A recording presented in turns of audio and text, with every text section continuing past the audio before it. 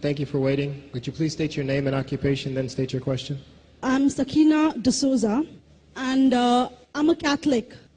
I believe Brother Yusuf was a Catholic before. I would like to ask him the simple question. He was brought up like a Catholic, but what made him change? Doesn't he believe that the Messiah is true, or did he ever feel that the religion, Catholic religion, has not brought up any Messiah and the Bible is false? I would like to just know what that means, because he said he was a Catholic before and now he has become a Muslim. What made you change? What was that storyline before? Doesn't he believe that there is a Messiah, or the Messiah had come, saved us, died on the cross? Thank you very much for a good question. I hate to disappoint you, but I wasn't a Catholic. But I was with a Catholic priest the night that he accepted Islam. And I asked him these questions you asked me. Because after all, I was still a Christian, a preacher in Christianity, and I wanted to know why my best friend, a Catholic priest, had converted. That's a pretty weird thing. A Catholic priest is not like a regular preacher in the Protestant religion. A Catholic priest has given up everything. He's given up his life to be a Catholic priest. When he enters into this realm, he's basically given away everything. He can't have a wife, he can't have children, obviously no grandchildren. He has no home, he just lives in a rectory or wherever they give him a place to stay. And he's sent wherever they tell him to go, do whatever he's told to do, and that's it. And he cannot disobey the Pope, otherwise they can kick him out of the religion, and if they do, he's excommunicated and he goes to hell forever. So how would a person like this want to become one of those Muslim terrorists? That's what I wanted to know. He explained in a very few beautiful words something that I came to learn for myself. He said that he was sincerely in the Catholic religion because he believed in God, that he had studied, his degree was in theology, and a part of the teaching that they as priests have is to study Islam. Every priest is forced to study Islam. Now you may not know that, but you can ask your priest and he'll confirm it. And when you study Islam, even when Islam is taught to you by somebody who hates Islam, as long as they don't corrupt it too far, you can still see the truth in Islam. A classical example happened to me just recently when I was in Saudi Arabia. A friend of mine, very old copy of one of the first Qurans ever translated to English by George Sale. George Sale hated Islam, he hated the Muslims, but when he translated the Quran to English, he was true to the text of the words. Although maybe not getting all the meaning, he certainly was true to the text of the words. I was shocked when I read it. Have you seen it? You know what I'm talking about? Amazing. And listen to this. George Bernard Shaw, for instance, is one of many, a long list of people who read this and realized the truth of Islam. When people see the truth of Islam, it can change them if they want to be guided. If they want the truth, it can change them. You might think, I'm a Catholic, I'll never be anything but a Catholic. But I'm going to ask you a question, and I want you to be honest. This is not for you to, start a debate, but just be honest. Was Jesus a Catholic?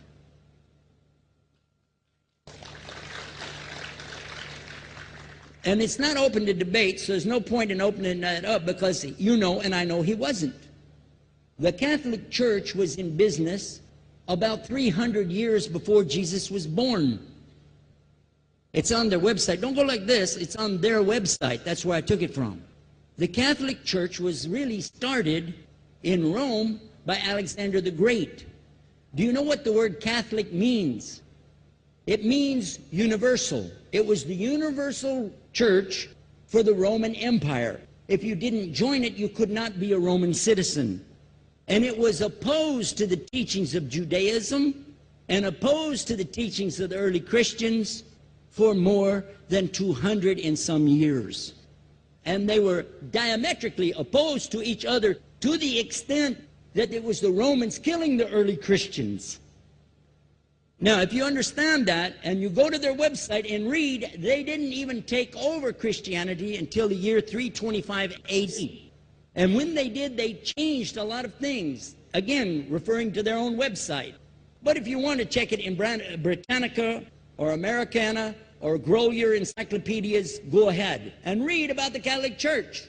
When, in August of 325 AD, at the Nicaea Council, they took over, first thing they said was, let's change the date of the birth of Jesus to be the same date as that of Mithras, which was the god, one of the gods worshipped there, and also the sun god's birthday was the same day, December the 25th, believing it to be the shortest day of the year. And Constantine was a sun worshiper of Sol Invictus.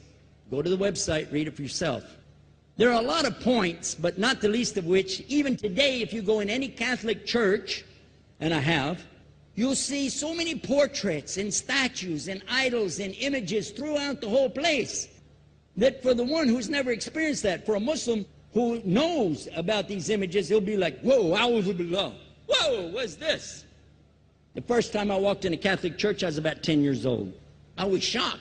I was shocked at the idols and statues everywhere, because in the Protestant religion, we were brought up to believe that the second commandment was just as important as the first commandment. The first commandment in the Bible, in Exodus, is the same as the first commandment in the book of Deuteronomy. It says, I am the Lord your God that brought you out of the land of Egypt in the house of bondage. You know no other God beside me. Beside me there's no other gods. Thou shalt not have any other gods beside me. How many in this room agree with that commandment? Raise your hand.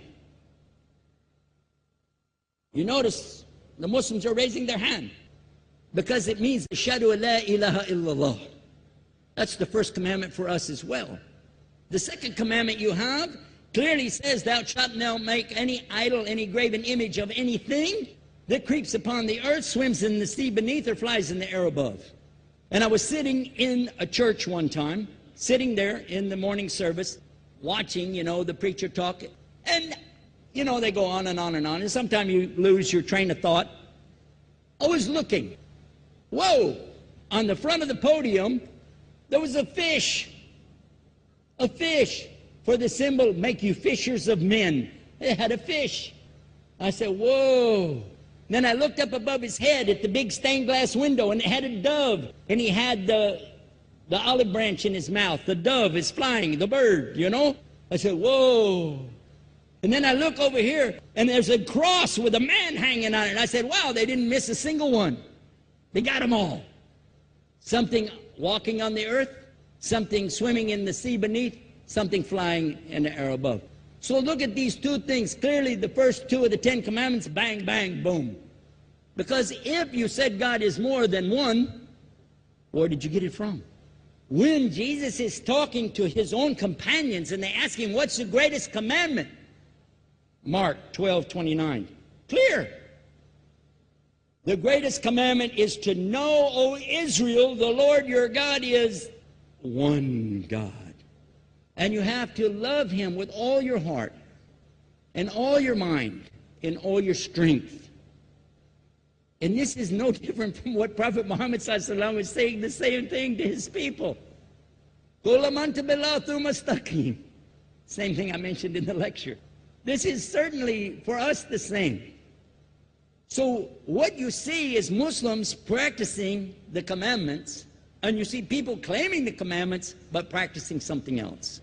And I have seen more converts from the Catholic Church than any other of the many sects of Christianity, and especially from the nuns, priests, and even an archbishop. And all of them are better than me. Those guys and women that I see do this, they still sacrifice their whole life to get the true message of Islam, not only to you, but to Muslims as well, because we all need to know about it. But thanks for a great question.